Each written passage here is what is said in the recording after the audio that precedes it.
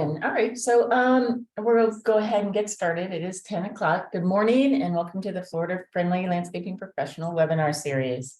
Today's webinar is Living Shorelines with Dr. Savanna Barry. This webinar is improved for 1 FNGLA, Florida Water Star, LIAF, DBPR, and FDAC CEU. There is a $10 administration fee to receive a certificate of continuing education. And I'll put that link in the chat box if you decide you'd like to go ahead and get CEUs for this. It usually takes, I usually give people an extra day to sign up for the CEUs. So you will get your CEU certificate by Friday, if not before, but we will be sending it out. And this webinar is part of our monthly webinar series held on the second Tuesday of the month at 10 a.m. Our next webinar is It's All About the Roots and Proper Tree Planting with Dr. Ryan Klein. As you may have noticed, your microphones have been muted. So go ahead and put any questions you have in the chat box or in the Q&A box, and we will be sure to get to those at the end of the presentation. Something else I'd like to mention is that there's a Florida Friendly Landscaping Certified Professional Field Module coming up on October 13th in Martin County. I'll also put a link for that in the chat box if you're interested in becoming a Florida Friendly Landscaping Certified Professional. And then you'll also see a survey invitation pop up during this webinar. If you could take a moment to fill out that survey, that would be very helpful, especially filling in what you might like to see for next year's webinars, because we are going to start planning for those very soon. And now I'd like to introduce today's speaker. We're so thrilled to have Dr. Savanna Barry here with us today. Dr. Barry is a regional specialized extension agent with a Sea Grant program. She's stationed in the Nature Coast Biological Station in Cedar Key. Dr. Barry develops and implements programs that promote the sustainable use of natural resources across a broad stretch of Florida's Gulf Coast, from Macula County to Hernando County. She studied coastal marine ecology and seagrass, coral reef, and oyster reef ecosystems off the coast of Virginia, Florida, Little Cayman, and the Bahamas. And her primary areas of interest include coastal ecology, ecosystem resilience, and stakeholder engagement, as well as volunteer science. And so with that, I'm going to turn the floor over to Dr. Savanna Barry. Thank you so much. Yeah, thank you so much, Claire. And I'm equally excited to be here because I think this is an excellent audience to learn more about living shorelines. And I'm so glad that this is a new concept to some folks. And before I get started, I just want to also acknowledge that a lot of the work I do on living shorelines is in partnership with Dr. Mark Clark, who probably has presented to this group in the past, as he's a specialist in wetlands and water quality based on Maine campus. But he and his program has spent a lot of time out in Cedar Key, where a lot of the example projects I'm going to show you today are located. But before I go into examples of living shorelines and really get into the details, I want to start out with some coastal habitat basics, because I'm not sure how many folks are super familiar with some of the saltier parts of our state. And so here on the slide, you can see there's just different examples of all the different coastal and submerged habitats that I work with as a Florida Sea Grant agent. But living shorelines really focus on these three ones on the left: salt marsh, mangrove swamps, and oyster reefs. And these are our habitats that occur right on the margin of the coastal zone in the intertidal areas, or basically the areas between high tide and low tide. So these areas are inundated during some tides and they're exposed during other tides. And that intertidal zone is a really biologically active zone that does a lot of services for us. And I'll give you some examples in a minute. But these are also the areas that are most impacted by coastal development and the use of armoring approaches such as seawalls and riprap, which living shorelines are the antidote to that. But before we get into kind of how we design and build these systems to serve our human infrastructure needs, I just want to talk a little bit about just the habitats themselves and why we might care about restoring some of these services from the amount of habitat that's been lost from these areas. So first, I'll talk about salt marshes and mangroves together. because they're actually really similar in terms of their functions. And really the main difference is that mangroves tend to thrive in tropical, warmer areas, and salt marshes are more temperate and subtropical areas. But overall, like I said, these are intertidal habitats and they form very complex structure that it ends up creating a lot of habitat. So for marshes, we're talking about the leaves, stems, and root systems. These are flowering grasses that are forming very complex situations, both above ground and below ground, both chemically and physically in terms of their structure. And mangroves are a little bit more complex in some ways than salt marsh in that they can grow taller. They have leaves, trunks, roots, and pneumatophores, which are just a type of air root. And you can kind of see it in this part of the slide. They have these little fingers sticking up from the mud. And so those are pneumatophores of the black mangrove.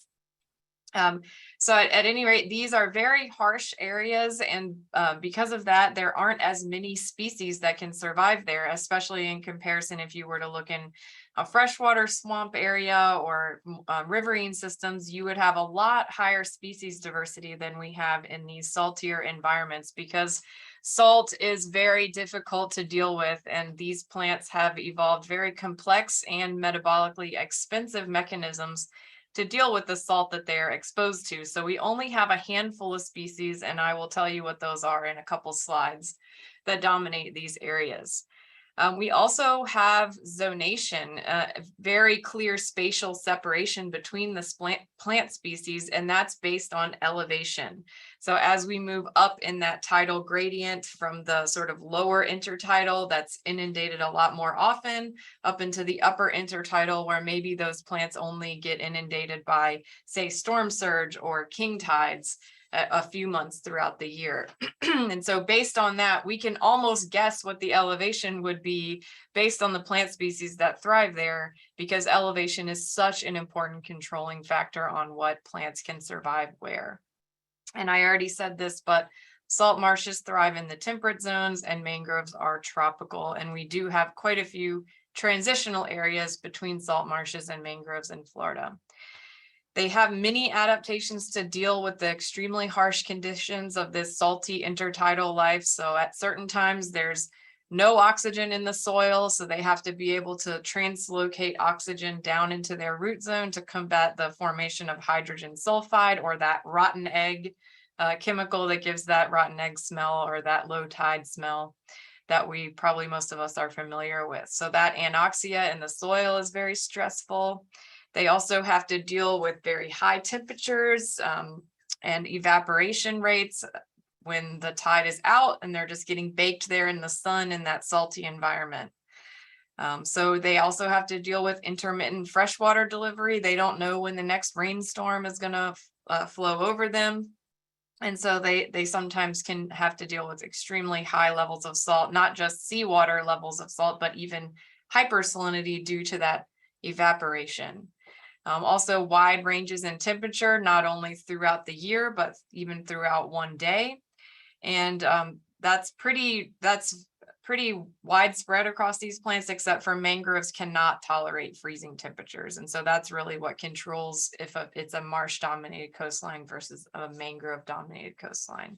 Of course, they are also confronted by constant erosional forces, currents, tides, waves, storms, those types of things. And so they have to have adaptations to deal with that, the way their stems bend and move, the way their root systems anchor them, all of those things. They don't only have to deal with the chemical environment, but also the physical environment. And they also have a very convenient vegetative structure in order to deal with all of these. For marshes, these are clonal grasses. A lot of their expansion is related to rhizomatic expansion through, under the sediment, and that also means they're connected to their neighbor, and so they can help reduce stress on each other by sharing resources with neighboring clones. Mangroves also have, we already talked about some of the root structure adaptations that they have to deal with this, but also they give their young a head start by germinating the seeds on the tree. So they have propagules that germinate on the parent tree before they drop off, and then they can disperse over really long distances. But then since they've already germinated, they can root really quickly when they encounter suitable habitat. So I could talk a lot more about them, but I'm going to go ahead and move on and just, all of this complexity and all of the biological activity that's happening in these systems does a lot of good stuff for humans. So they, of course, their habitat, that's fairly obvious, but they're also doing a lot of things to help protect the more offshore areas from some of these upland forces that we're very familiar with here in Florida, like sedimentation and runoff from our streets and agriculture and other, land uses that are fairly intensive that end up putting a lot of sediments and nutrients into our waterways. But because these habitats are right next to the coastline, they're able to trap and buffer somewhat the entry of those pollutants into neighboring water bodies. They're also quite good at capturing carbon, which we know in this era of global climate change, anything that's doing a good job of getting carbon out of the atmosphere, we want to enhance. So just really quickly, I told you I'd tell you the species. I'm going to focus on the grasses here, and they're organized from the low marsh zone, so the closest to the water that gets inundated most frequently by tides. In many areas of Florida, it's at least once, if not twice a day. The smooth cordgrass, Spartina alterniflora, will get inundated by tidal flow. In the middle intertidal, it's often dominated by Juncus ramarianus or black needle rush. And then as we move up into the higher marsh zone, Spartina patens or salt meadow cordgrass is typically the dominant species in that zone, although we do start to see more diversity as we move higher up into the high marsh. But these are kind of the key ones to know.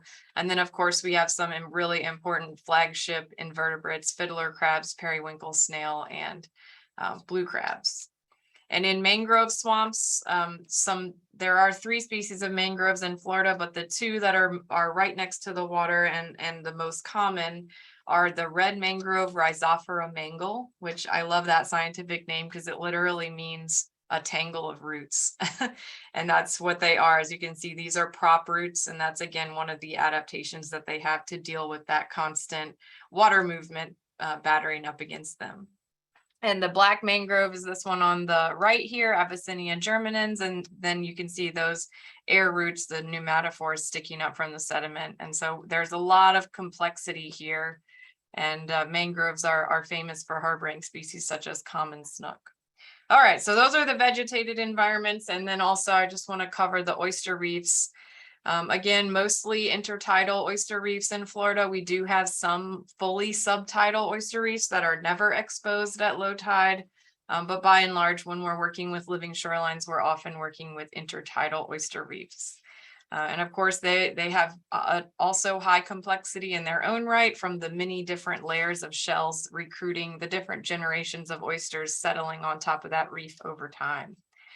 The dominant reef forming oyster we have here is the eastern oyster, Crassostrea virginica, and they are also adapted to tolerate many of the same forces that we already covered for marshes and mangroves. Again, they create a lot of habitat. They also, of course, are filter feeders, and so they're able to remove a lot of that particulate material and then further provide buffering services to augment the benefits that we get from the mangroves and marshes.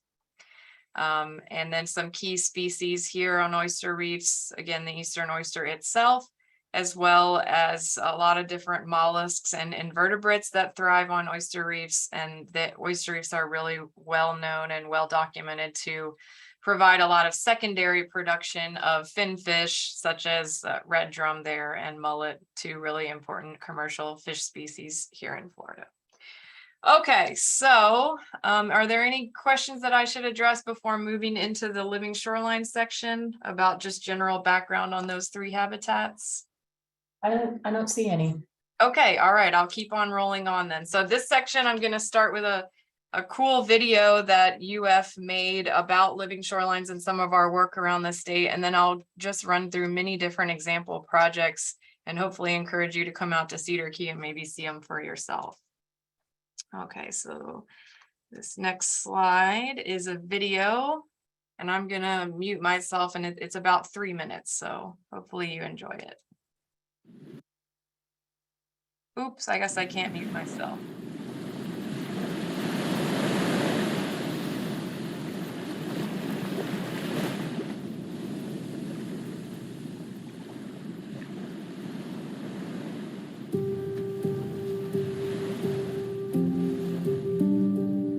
Florida has the most shoreline in the continental US. Because of that, we have a lot of eroding shorelines, especially related to sea level rise. In terms of shoreline restoration, it's just such a major need in Florida with climate change and all of the storms that our shorelines face. We're really trying to think about all those frequent but smaller scale storms that kind of eat away at that shoreline, which then increases the vulnerability when that bigger event comes. I get a lot of questions and concerns about sea level rise, especially with all the storms that we get. I decided that, having a visual project that shows people what a living shoreline can do, how it can improve an area, is really what motivated this project. There are a lot of people that are seeing their shorelines go away, and so what we're trying to do here with these living shoreline projects is show people what's possible and give them a system that they can come and visit so they can visualize some more ecologically friendly options that are also lower cost.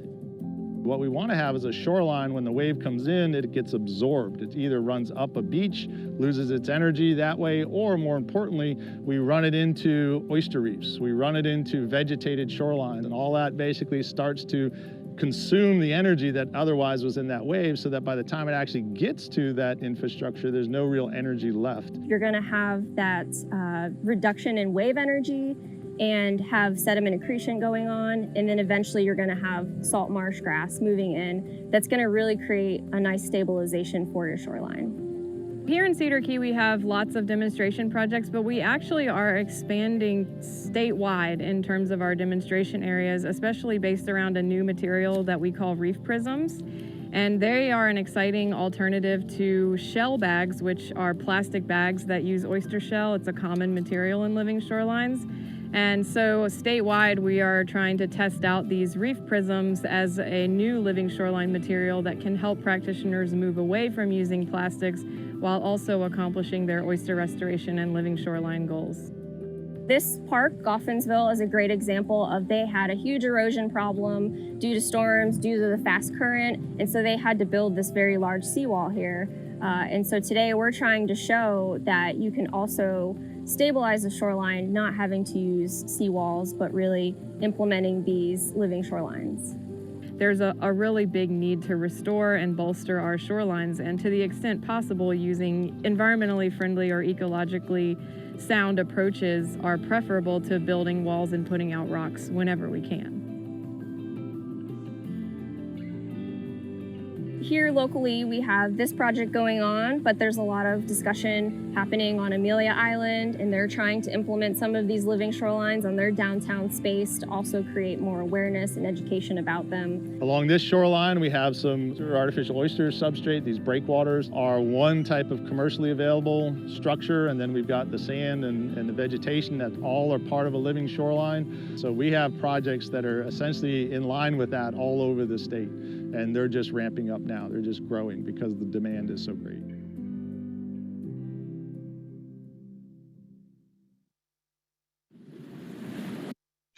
Okay, so that video is available on YouTube, and I think it gives a nice overview and some visual examples of living shorelines. But we can sort of start with the high level view, putting living shorelines in the context of other types of coastal protection. Because even though living shorelines often do enhance habitat, the basic function of them is to protect some sort of upland infrastructure. So we're trying to enhance natural systems for the purpose of protecting a human system or a human infrastructure.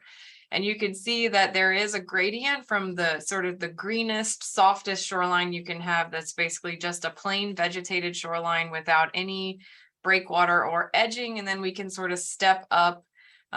Sills, breakwaters, these are all terms that are used to describe things like oyster reefs or small rock piles They can either be low or high profile depending on the energy environment, but these are basically some sort of hardened structure, whether that's made of shell or rock, in order to protect the softer vegetated zone behind it. And then we can move all the way to the fully armored or fully hardened techniques, which you see on the right-hand side, on the gray side, which are rock revetments, or riprap is another term you may hear to describe that.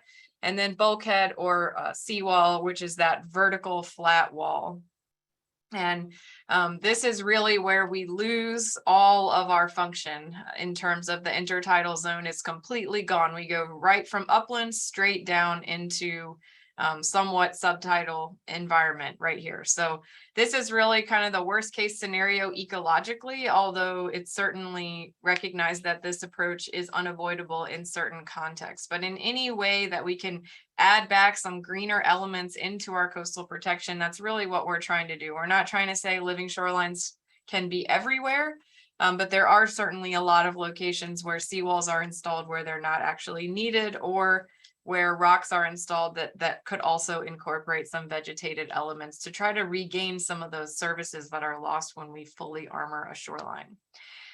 Living shorelines are also quite a bit more resilient to impacts than some of this gray infrastructure. A lot of the seawalls in the state were installed before we really understood the coastal dynamics that lead to the eventual collapse. All seawalls will collapse eventually, and this graphic on the left shows you how that happens. So in the video, Mark was talking about how we want to absorb and dissipate wave energy. Seawalls just reflect it, and they both reflect it to neighboring properties and also to the toe of that structure. And so it causes enhanced erosion on neighboring areas, and also eventually it causes its own failure by collapsing the structure. And we saw really widespread examples of seawall collapses when Hurricane Michael and Hurricane Sally hit the Panhandle. There are also a lot of seawalls that collapsed in Punta Gorda from Hurricane Irma. So this process plays out in real time. And seawalls also happen to be one of the most expensive types of coastal infrastructure that we can build.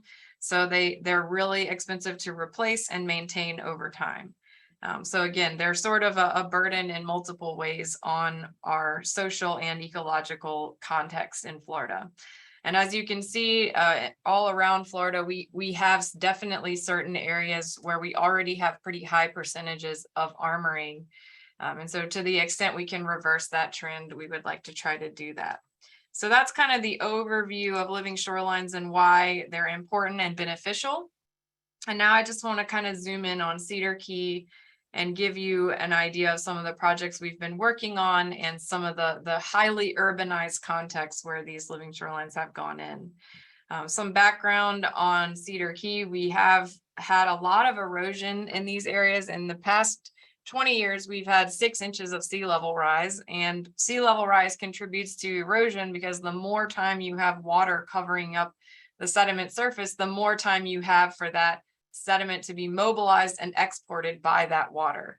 And that is, of course, a natural process, but when we armor shorelines over time, we reduce the connectivity of that sand conveyor belt, because normally the sand that would be exported would just be replaced by sand from somewhere else, and it would just be a continuous conveyor belt of sand.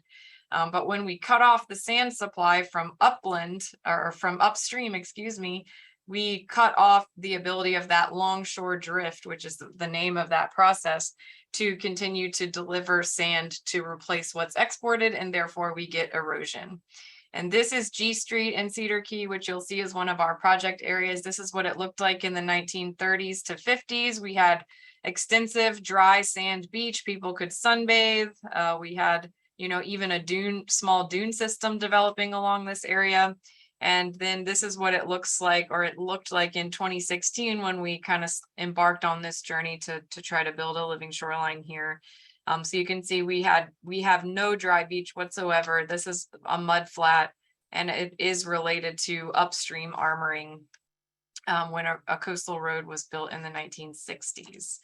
To give you an aerial view of the, this is where we were just looking, G Street. This is Airport Road, which is another area. I'll show you an example project. Is also where that video was filmed.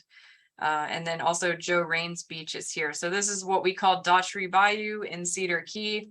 And you can really see over time, just kind of focus on the bright whiteness and the loss over time of that bright white area. So you can see here on G Street, we used to have this big beach, and now we're basically down, the high tide is up to the sidewalk as of 2016.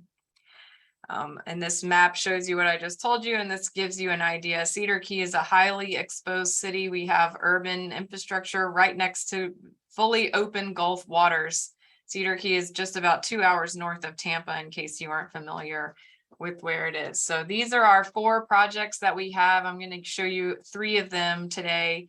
But if you ever are able to come to the Nature Coast Biological Station, we have an old seawall that was built in 1950, and we aren't able to remove it because it's so close to our current infrastructure that we wouldn't have any room to regrade the shoreline and make it more natural. So in order to try to make our seawall more environmentally friendly, we took many measures, and we are actually a silver level Florida friendly landscape at the Nature Coast Biological Station. So it's a great example. And in some of the supplementary materials, you'll get a blog post that shows some of the practices that we've implemented to try to reduce the negative effects of our seawall. So even old seawalls can still be redeemed, as we say. Okay, so this is the Joe Raines Living Shoreline project, and I'm going to show you a series of before and after pictures. This is September 2016, right after Hurricane Hermine hit us, which was actually quite a bad storm for Cedar Key, although no one else in the state really remembers it.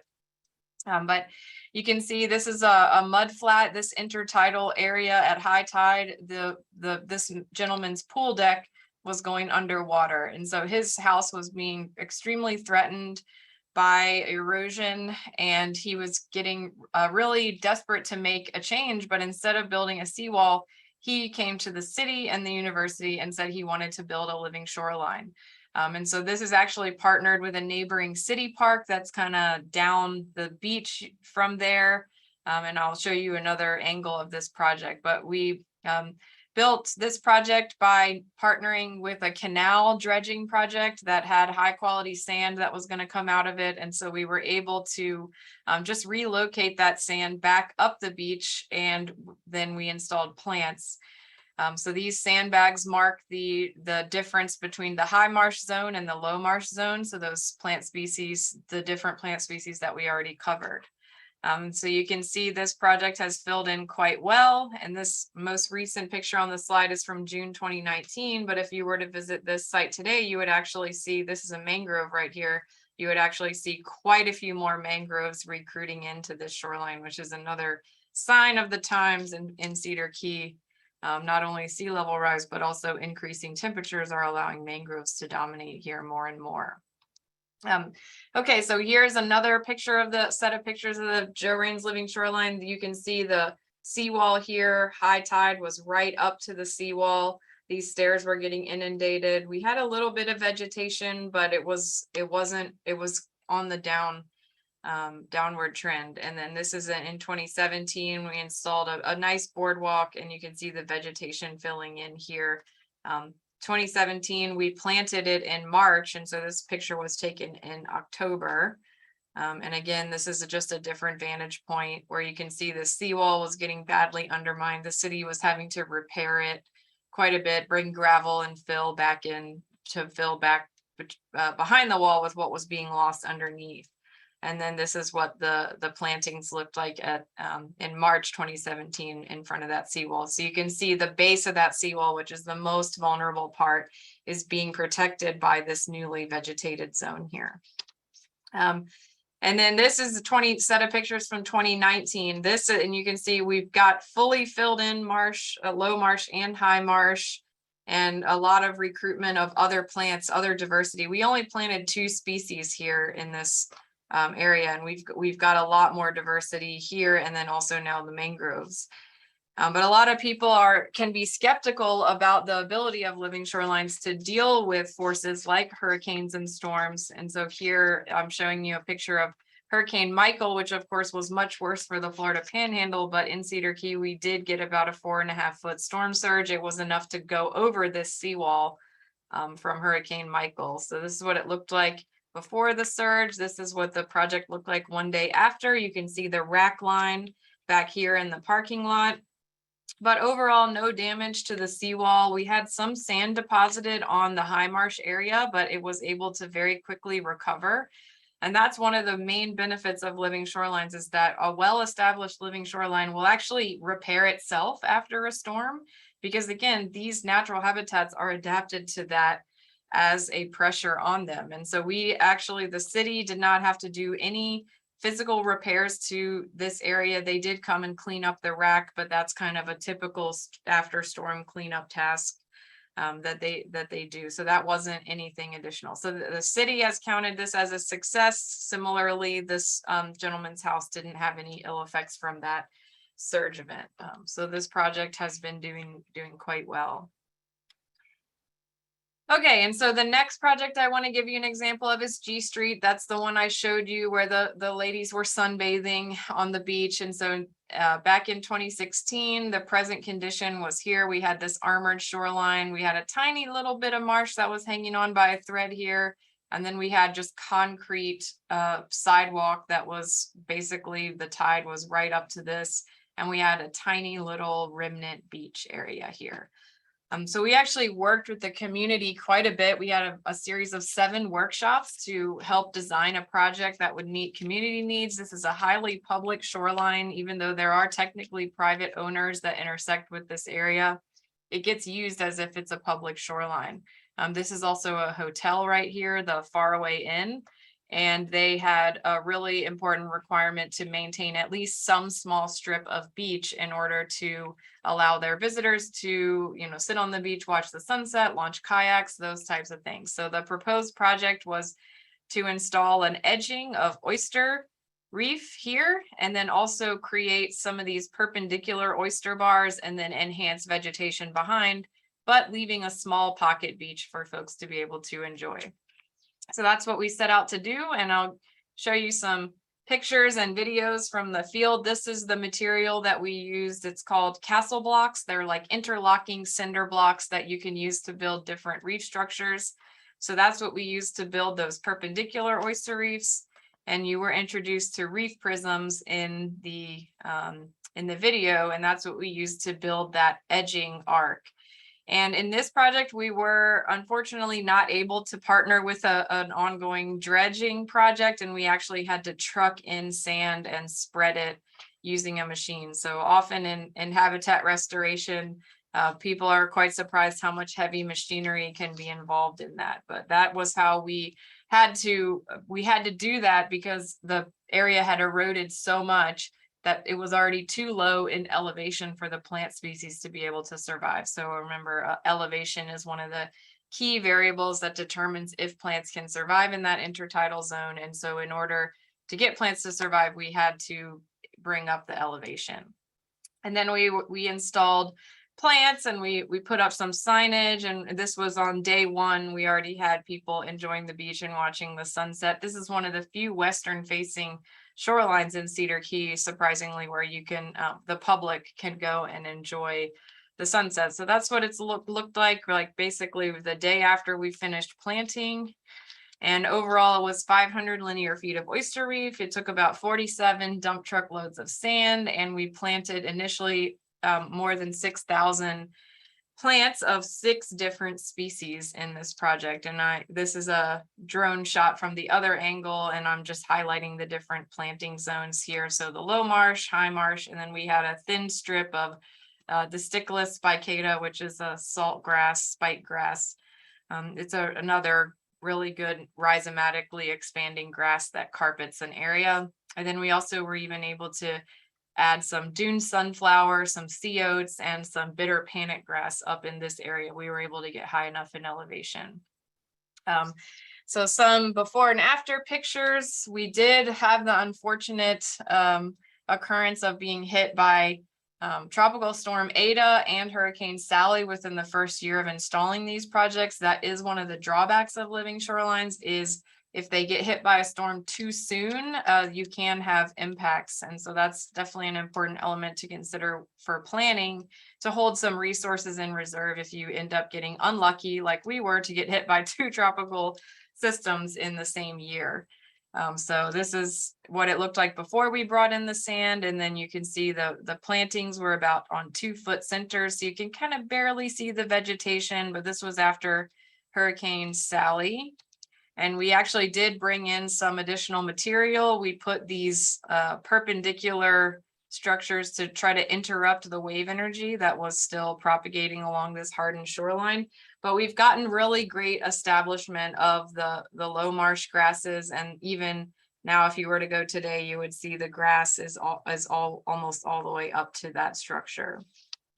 And then this is up in that area where we installed the dune sunflower and the panic grass. You can see here we added some sand. These shrubs were existing, but we enhanced the vegetation, and you can see it's really filled in nicely.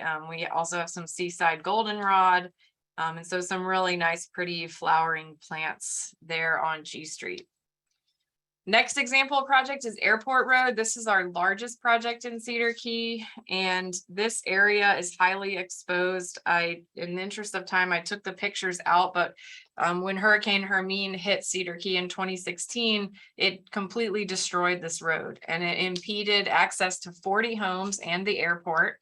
And so it necessitated emergency repairs in order for people to be able to reach their homes, and in order for emergency services and other people that needed to be able to access the airport. So this road has actually been destroyed more than once in the past.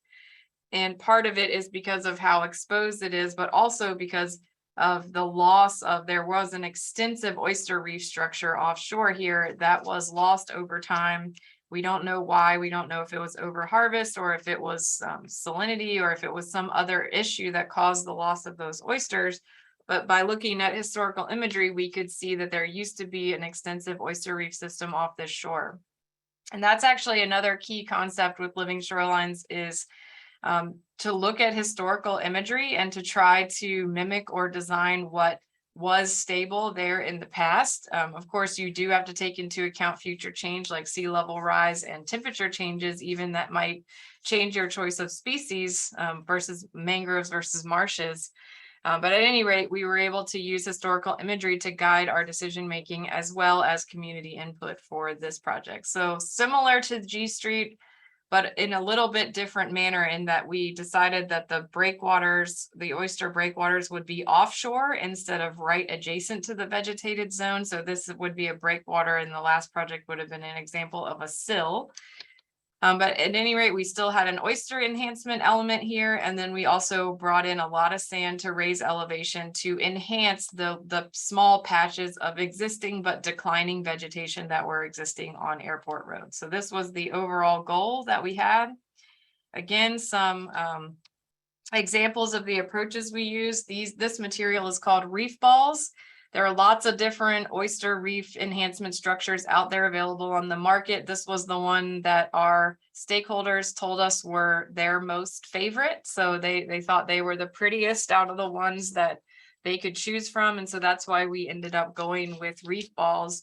They're also produced locally in Florida, in Sarasota. We did have to truck them in on these semi trucks, and we had, again, heavy machinery, habitat restoration, had to move them around. These each weigh 1,300 pounds, and we had 384 of them as part of this system of 16 offshore reefs that we enhanced in Cedar Key.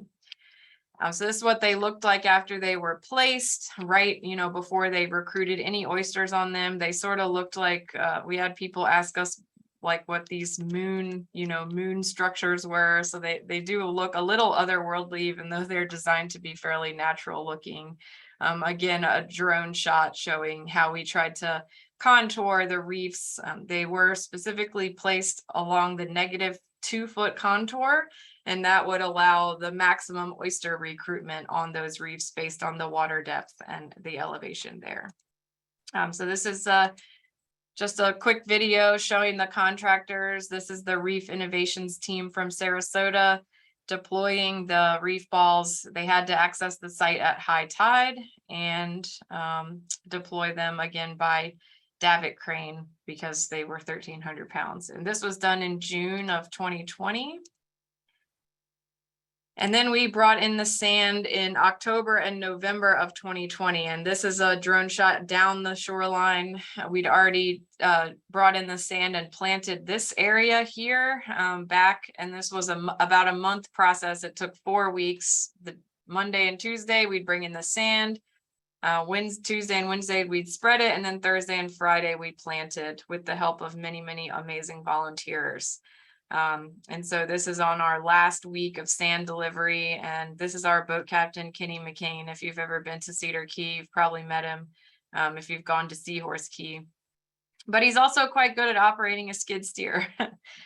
So this was what it kind of looked like. And this was a really logistically complex project. We had to close the road. I actually stood out there myself for some of the days as a flagman, letting traffic go, you know, the slow stop people. And I developed a whole new appreciation for the people that are out there in the Florida sun all day working with FDOT projects on the road closures. But at any rate, we got it done. And then we had a lot of volunteers, like I said, help us with planting. Some of our plants came from Aquatic Plants of Florida down in Sarasota. Other plants came from a donor marsh that we maintain in collaboration with Duke Energy in Crystal River. They have a 0.6 acre aquaculture pond that we actually grow 2 species of salt marsh grasses so that we can come and get them whenever we want for projects like this.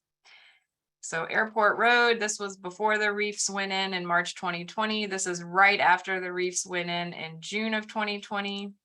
And then this is in October 2020 when we had delivered about half of the sand. And it's a little bit easier to see the difference from the ground. So February 2020 here, this rock riprap revetment. And then we again have basically no intertidal habitat until we get right out into the mudflat zone. And here in April 2020, you can see the reefs offshore. And then a lot of this riprap was just covered up and then vegetated. So that gives an extra level of protection to the road. Another section of shoreline, you can see this armored like slope here. This basically the way they would maintain this area in the past is just pour concrete down the bank, and this area would get blown out and undermined, and it's part of what made the road so vulnerable. And so covering up that concrete area with the sand and the plants, we hope will provide an added level of protection over time. Just a couple more sets of before and after. The vegetation communities are slightly different here, and the overall elevation is much higher. And again, this riprap is still here. We didn't take it out. We just covered it up and planted over it. So now we have a really happy dune community up here on top of the riprap. Then we transition into our high marsh, and then down here our low marsh on Airport Road. And that's just a set of this same thing showing you the overall expansion of the intertidal area. We had just rocks and mud flat here before, and now we have rocks and a very wide swath of area that can become vegetated in the offshore breakwaters. Overall, this project was 800 linear feet of oyster reef, about 3,300 tons of sand, which equates to about 150 dump truck loads. And we planted, with the help of volunteers, more than 7,000 plants of the same 6 different species that we planted on G Street. And this is a 3D scan of the reef balls, and you can see the oysters starting to come in. That was taken in the fall of 2020, the first year they were installed. And then these are just some pictures of the oyster recruitment. We do a lot of monitoring on these projects. We take not only drone imagery, but also transects and photos for vegetation. We look at indicator species like the fiddler crab and periwinkle snail that I showed you at the beginning. We track the densities of those animals. And also we take a close look at the oyster communities. And the data is on the left for those of you who like to see data, but really the pictures are worth 1,000 words, and they show that we've had some really happy oysters growing on our reef balls out at Airport Road. How can we expand this? How can you learn to build living shorelines in your own communities? Well, first I want to invite you out to Cedar Key. I always love to take people on tours of our sites. You can see all of them by golf cart in just under 2 hours. So I can take you around if you want to organize a group trip here. That's one great way to learn about them. But throughout the state, Florida Sea Grant and FWC and many other partners have a lot of resources for training. And one of the ones I want to highlight is the Living Shorelines training for marine contractors. We're in the process of hiring a coordinator who's going to help us deliver 12 of those courses around the state. We've already offered 4 of them, but we really want to ramp this up because there's a lot of folks out there, practitioners such as many of you on this webinar, that may be interested in adding this type of approach into their business, or there are more and more people building living shorelines that may need to contract folks to help with maintenance of living shoreline plant communities over time. So that's a great resource. And then also we have many EDIS documents, and the FloridaLivingShorelines.com website has a lot of information on there. And I believe there's going to be several of those links are going to be shared either in the chat now or in the follow-up email, or maybe in both of those formats. So definitely check those out, and please get in touch if you're interested in learning more about that training. I've mentioned several times that volunteers are a big part of these projects, and I just want to say that that's a great thing about Living Shorelines is it's a really fun way to get people involved in something that feels productive, and it also helps reduce costs of projects because you can often rely on volunteer labor for things that are not as complex as the reef balls deployment, obviously. But there are also smaller reef balls that can be deployed by hand. So just keep in mind the community engagement element of Living Shorelines is one of the most fun and most rewarding aspects of working on projects like that. And looking ahead, Living Shorelines, what is their role in overall resiliency of our state? There's a lot of funding support for Living Shorelines and planning for habitat restoration and things like that around the state. But really in a lot of locations where we're trying to protect infrastructure, that means that there's also not a lot of space for these living shorelines to move inland as sea levels rise. So while they can be a really great approach for many locations, they are only a mechanism to buy time. Often we aren't going to be able to rely on living shorelines to solve all of our problems, but they can be a great way to reduce damage during storms, bolster infrastructure that may be failing or may need to be replaced, but there's not a plan in place for that. And then also it enhances resiliency when we restore water filtration services, because it reduces some of those water quality issues that can drive tourists away from areas. And so it can reduce the income that communities have to deal with some of these broader problems. So living shorelines are not going to be a silver bullet, but they are a really important piece of the puzzle. And there's a lot of funding again out there for them.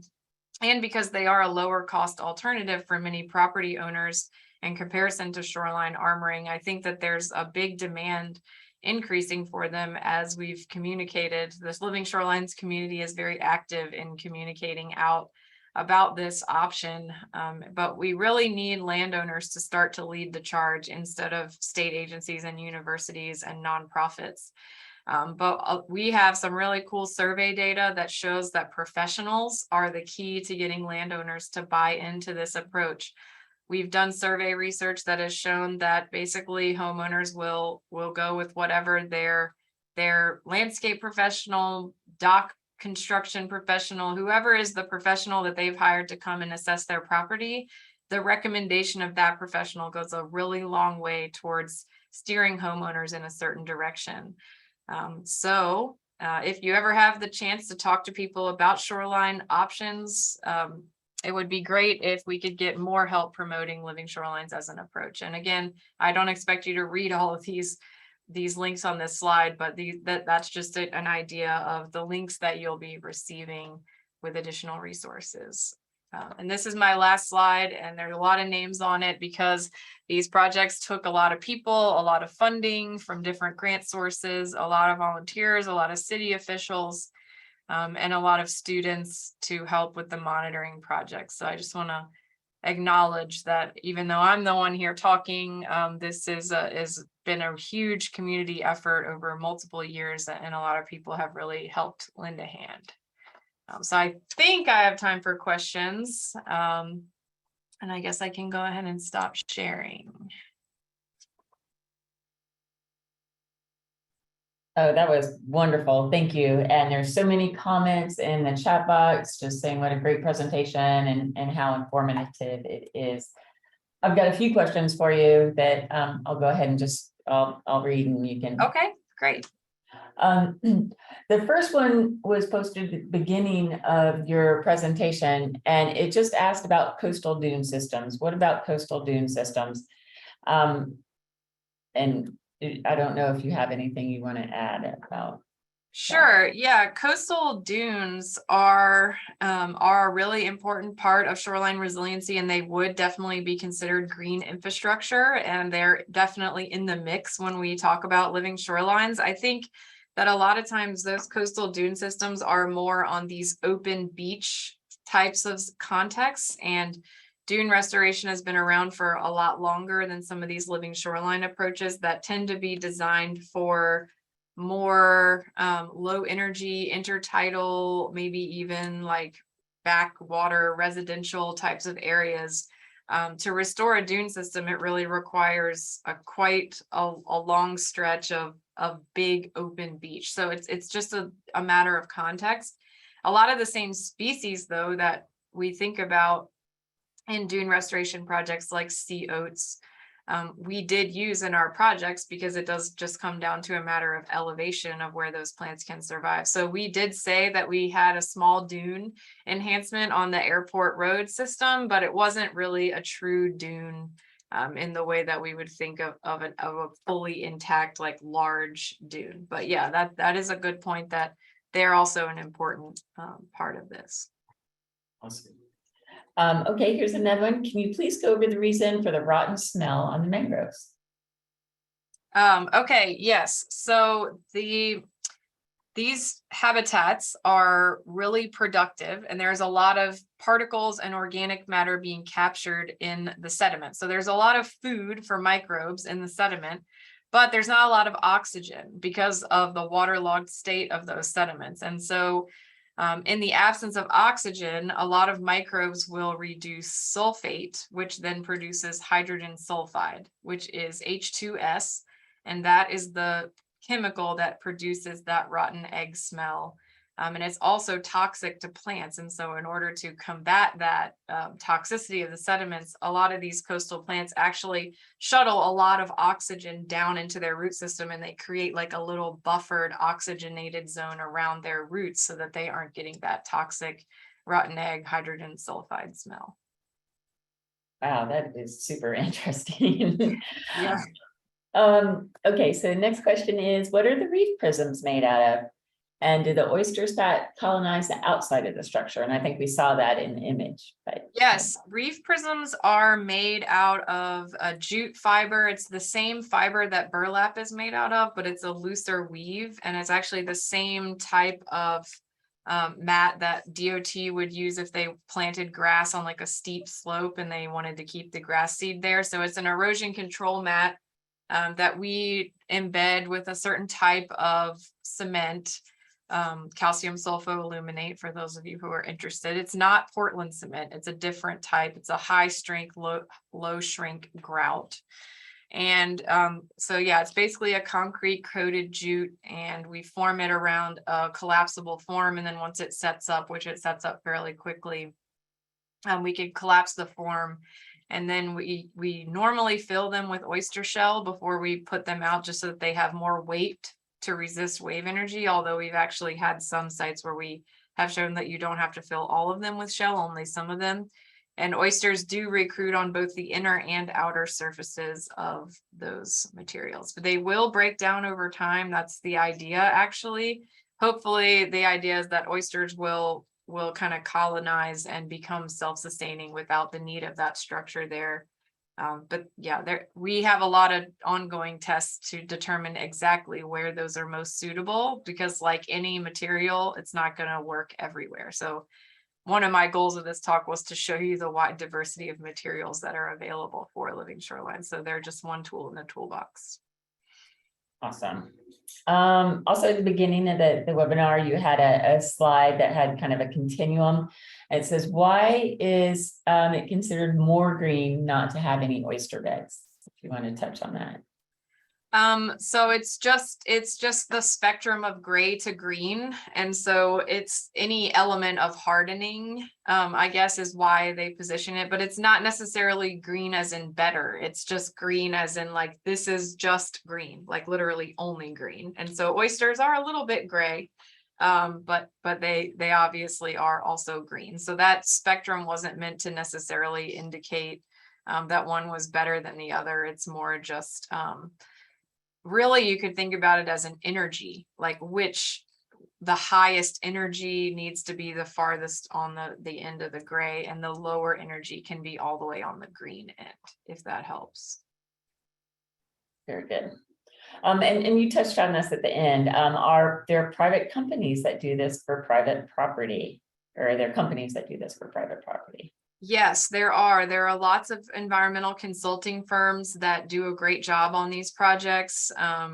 In Tampa, there's quite a few. In the Panhandle, there are more and more. But I think right now we're in that chicken and egg phase where, you know, are we going to have a supply and demand issue? I think there are a lot of really great professionals out there that are working on this. We also see a lot of local governments actually doing projects on their own parks and things like that. So if you have a living shoreline in your area, you can also look up on DEP's website. They have a permitting database where you can search and you can see who applied for the permit and who their consultant was and things like that. So also on that FloridaLivingShorelines.com website, we have a list of all contractors who have taken the contractor training and their contact information on there. So definitely check that out and see if there's any in your area. That's fantastic. I want to share that website on our website, you know, just to link back to you all if someone's interested. I'm glad to know that. Can you see an increase of wildlife in these projects that you've installed in? Yes, I didn't touch on that, but we have also monitored a lot of the nectin community, so the small fish and invertebrates, and the bird use of the area. And we've seen evidence of increase, especially in the Joe Raines project, which is our oldest project. We've definitely seen the snails, crabs, fish, shrimp, all of those have increased quite a bit. And in some sampling seasons, we even have higher diversity in the living shoreline than in the nearby natural reference shoreline that we use to kind of contextualize our results. The two newer living shorelines, G Street and Airport Road, we haven't quite started to see that. We do see, like in certain seasons, an increase compared to before. But we still haven't quite seen it get up to the level of the more mature living shoreline. So that is a great point. And one of the lessons of habitat restoration in general is that, you know, it takes a long time. You restore the habitat to try to get the services back, but the services don't necessarily return right away. There's some time for those things to build up over time. And that can have to do with the time it takes for organic matter to build up in the sediment. And for the plants to reach a certain density and those kinds of things. So, but we have seen indications of that. Awesome. Let's see. Are the rehabited oysters harvestable for human consumption? Yeah, that's really interesting. And in other states, it almost it prevents people from restoring oysters in certain areas because they're worried that people will harvest them because they are not safe in many areas. But here in Cedar Key, we have really clean water, and we would be able to restore oysters in open harvest zones. But actually in these areas that are so close to land, there's actually a buffer around any developed land. I don't know how large it is, but these are too close to basically land in order to be safe for consumption. And that's just related to things like pet waste and runoff and things like that. You don't have to go very far offshore in Cedar Key before it becomes safe, but these particularly ones are not open to harvest. And we do have signage to tell people that. That's great. That was gonna be my follow-up question. Yeah. Let's see. So there's a question, and I think you addressed this already. I live on a public canal and we're going to replace the seawall and dock. Are there suggestions or an online source to help with keeping the living shoreline? Yeah, I mean, I think there definitely are online sources that can give you some advice on how, if it does have to be a seawall, because I think a challenge often with canals is that you don't have a lot of space to work with, and depending how close the upland infrastructure is to that shoreline, you may be forced to continue to keep that a seawall, but there are lots of ways that you can increase complexity. In fact, all of the projects I showed you are all in front of some sort of hardened infrastructure. So depending how much space you have, I've seen really cool projects. There's an example in the city of Cocoa Beach, McNabb Park, and I believe there's a YouTube video on it where they've installed planter boxes with mangroves and even oyster reefs right at the base of the seawall. So I think the answer is there's always a way to add a green element in. It just depends on the context of the site. And if for some reason there's a local ordinance against anything extending out into the canal, there are a lot of upland practices that you can do to reduce impacts, such as, having an area that's a no-mow zone with some native plants, or even like a rock, like an infiltration area where you don't have mowed, manicured lawn right up to the edge of the seawall. So, I mean, I think there's a spectrum, but there's definitely some mindfulness you can apply to that situation. So I'm gonna we're gonna wrap up here. Got just a couple more, if you don't mind. Let's see. One of the questions is where did the sand come from? Yeah, great question. So this is very strictly regulated by DEP. If you're going to do any sort of beach nourishment or restoration that involves sand, you have to take local samples to characterize the grain size and the color and other aspects of the sand quality. And then you have to find a mine in Florida that matches that. And there were several mines in Florida that matched it. The closest one and the only one that bid on our project was the Vulcan mine in Grandin, which is near Keystone Heights. And so that is definitely an unfortunate drawback of this project, that due to regulations, we had to have a pretty high carbon footprint from trucking sand 90 miles one way. So that was just sort of something that emerged as we moved through the permitting process. We really tried to find a way around it, but we just couldn't in this case. So it's not preferable to truck in sand. It's always preferable to reuse local material. And we're working on plans to try to be better positioned to do that in the future. Awesome. So kind of a related question is it possible to establish living shorelines without such an intensive engineering transformation? Absolutely. Yeah, these are we tried to give examples of, the G Street project we did, we could have done almost all by hand. And another way to approach these types of projects, especially if you don't have a super urgent erosion issue, is you can start with just the oyster reefs.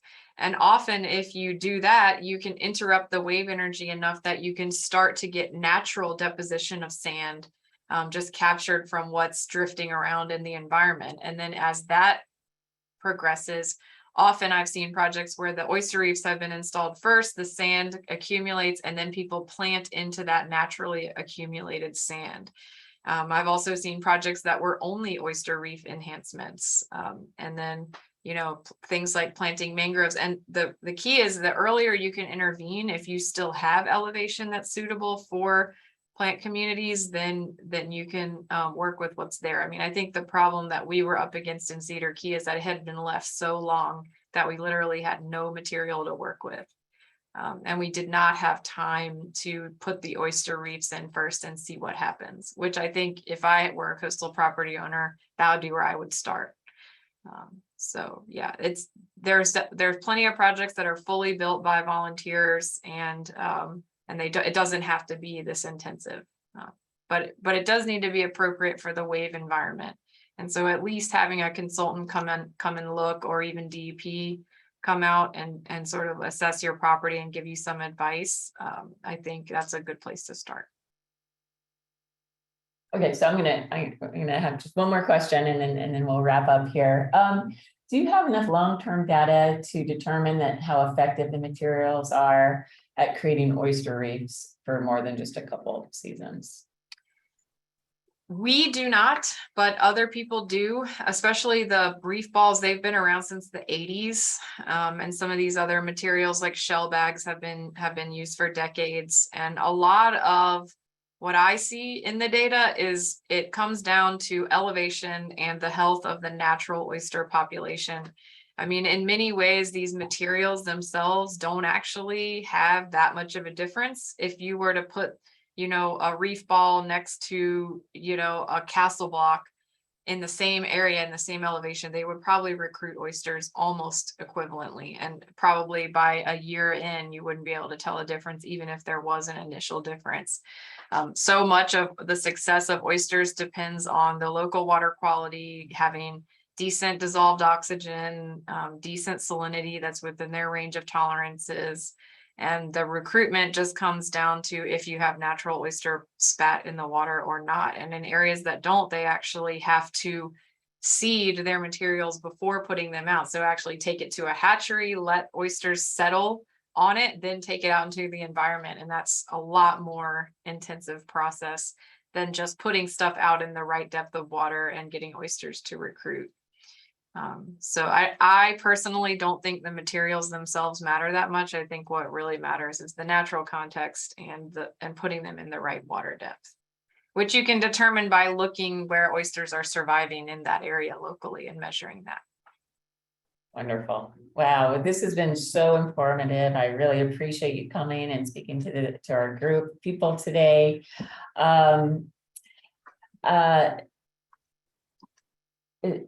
Someone asked for your email. Would you mind typing that in the chat real quick? Sure, absolutely. And otherwise, for the other questions, we will have, this has been recorded. We'll upload it on our website so you can access it and review it and share it, as you wish. And I just appreciate everyone coming today, and thank you for your interest in Living Shorelines. Thank you for putting your email in there. So yeah, absolutely. I look forward to follow up. Thank y'all for having me. Okay, thank you so much.